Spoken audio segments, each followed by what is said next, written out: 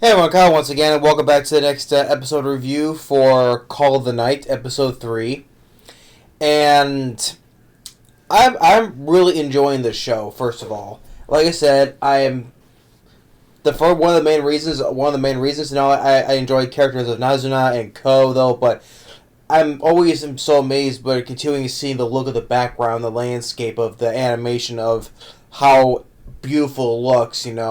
Like I said, I'm going to keep on mentioning this every single episode because it's so beautiful to look at, with the sky and the buildings, and, how it's showing up in purple, pink, and yellow, even blue. I see some blue in this as well. It's just the animation of the colors, used to the landscape and backgrounds of the city, showing the city at nighttime. It's so wonderful, beautiful, stunning to look at.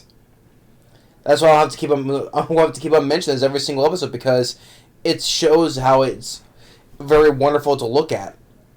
And mention of our characters of Ko and Nazuna, they were a lot of fun this episode as well. So, and I mentioned that I was introducing another new character by the name of Akira, who we saw pop up at the end of the last episode, which Ko, because he had one of those these walkie-talkie communications, like when he went to Nazuna to talk to her, but he had his old one that years back that he had another pair just set on top, he left one on top of a mailbox and just left it there waiting for someone to take it, right? And then it was gone, right? So he was waiting for years, and he was waiting for a long time for someone to talk to him, to have a friend, a friend to talk to, but never did until when she showed up in the last episode, and that she had the watch, or the walkie-talkie watch. I'm just calling it a watch, or walkie-talkie, whatever you prefer. So, and it's someone that he knew since elementary school. He knew her since Akira since elementary school, and also that Akira, she's kind of like in the same boat, like Ko is, with society and making too many friends and all that stuff, right? She's almost kind of in the same boat as he is. And but when Ko put that watch on her, which there was literally the spot where he literally put the other walkie-talkie watch on, it was literally on top of her mailbox. So he thought he was leaving it. She thought he was leaving it for her. So, and he was using it to wait for her to talk to her, right? But neither of them have never really communicated on the thing since, because basically they never answer, or because they were just literally waiting on one to chime in first, though, right? So, and then basically they were ghosting each other ever since up until this moment here. And then when Naznu shows up, right, seeing him talking with her, which is where she gets a little bit jealous in this, and a little bit flustered, and also embarrassed as well. Like she pops up, it's like, oh, here, come here. Basically, well, you're talking to a friend. Well, I'm gonna get interfere in, and I'm gonna suck in your blood, sucking your blood right in front of you, and then telling her straight out that oh, I'm a vampire. And then so the three of each other start talking in a shop in a little shop, where they're both having coffee except for Nazu, who's having a beer. And Akira doesn't really fully believe that she hasn't fully established say the word, that she's a vampire, but even though she sees like the two holes on Ko's neck, though. And also the fact that why she's out there this time, because she gets up early to do her walks or whatever before she goes to school. So that's why she's out early at that time of the night. So, and I also like the dialogue between all of our characters, and it was good exchange between the three of them, and then when Nazuna, was like, she gets a little bit flustered. She gets a little bit angry because there was mention, because Akira mentions that's why to Ko is like, why don't you come back to school? And thing is, though, with Ko, though, since he doesn't really go to school, That's why he's like maybe well rested for the day. Well rested for the day. That way he can be more awake at nighttime. To see more of Nazuna. But he's asking, why don't you just come back to school?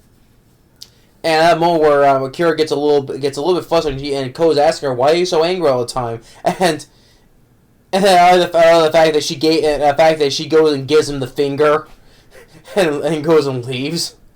I thought that was I thought that was funny too. He goes and flips him off. But and also for another running it. I think we'll see we've seen these people in every episode, because there was another split moment where we saw our three drunken guys at the bus stop, just trying to get off their drunk, right, because they've just been drinking. Like you see out of the past two episodes, they've been drinking and they're just sitting there just trying to weigh it off, right, and which I look I see them in every episode. I thought it was kind of a little funny gag, going on here. And she eventually goes and explains, but not before when he's walking up some stairs, he trips and it falls on his face and he's bleeding a little bit, and asking why she was. Well, she said she was not angry. She said she was ticked off, and he goes and says, "Wait, getting angry, ticked off is different." About mentioning him going to school, because eventually he's going to be making friends again and all that stuff, right?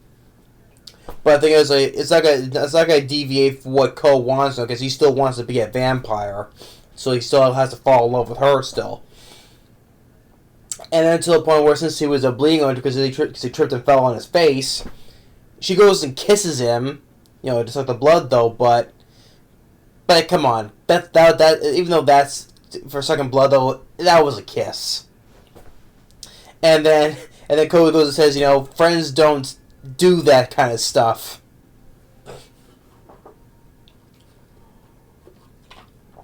So episode 3, it was really another fun episode. I'm really enjoying our characters.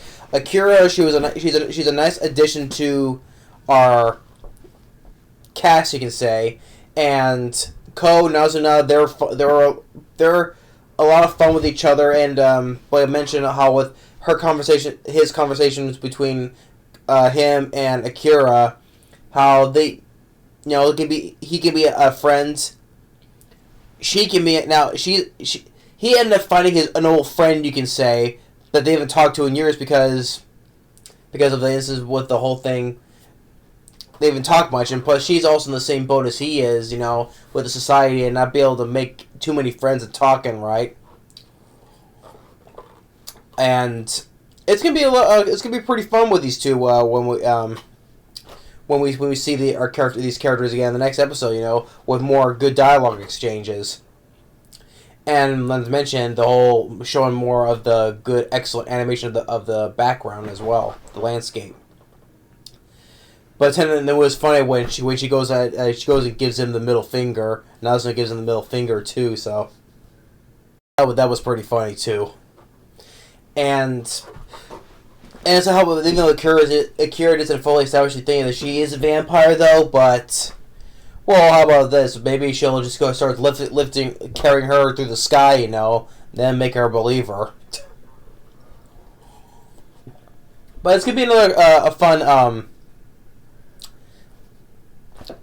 more fun exchange between our three. Maybe creating this love triangle, because that's like a thing. If it creates like not drama, but not a love triangle, because if Ko's gonna be hanging out with more Akira, maybe the thing that